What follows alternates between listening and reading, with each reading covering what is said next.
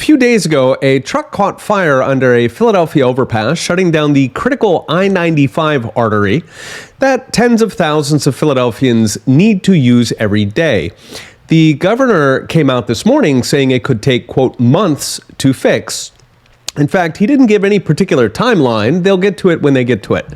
Contrast this with Florida, where Governor DeSantis rebuilt an entire causeway over ocean, no less, in 15 days after Hurricane Ian washed it away last year. Or, while we're at it, compared to Fukuoka, Japan, where a massive sinkhole opened up right in the middle of a city about the size of Philadelphia. It was 100 feet wide, 50 feet deep, that's 5 stories, leaving pipes and cables hanging out like spaghetti.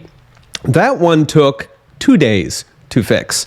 As The Guardian put it, blink and you'll miss it.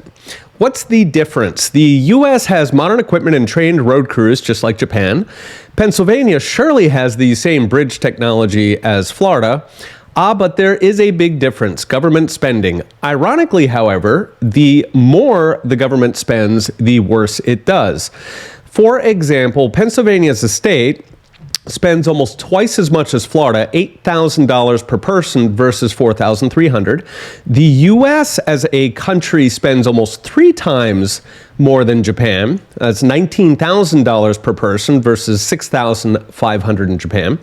And it's way past bridges, of course. Anybody who's driven in high-tax places like New York or LA can see how bad the roads are. In fact, how bad public services are in general: picking up trash, removing graffiti, maintaining fences or water fountains, of course, prosecuting or even investigating crimes.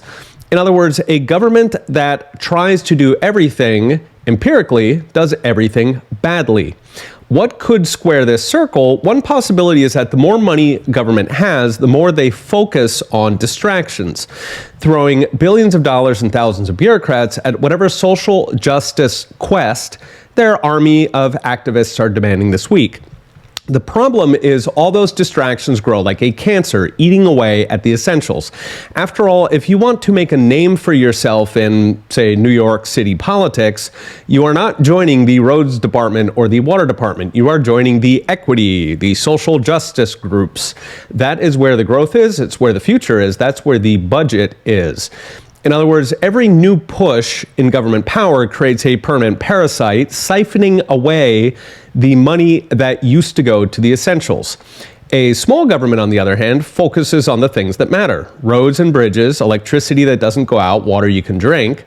And voters, in turn, grade their elected representatives, not on what activist flags they're hanging this week, but on whether they are actually competent at running the place. Given runaway government spending, this problem will only get worse. Misery in the midst of plenty as our essential services progressively go third world, even as our governments piss away fresh trillions, in fact, specifically because they piss away fresh trillions. Okay, we'll be watching. See you next time.